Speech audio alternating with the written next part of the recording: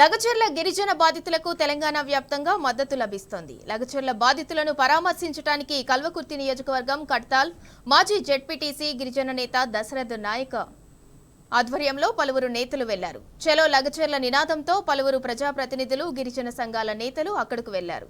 తమని ప్రభుత్వం అడ్డుకోవాలని చూస్తే సహించేది లేదని మాజీ జెడ్పీటీసీ దశరథ్ నాయక్ హెచ్చరించారు. బాధితులకు అండగా ఉంటామని ఆయన ప్రకటించారు.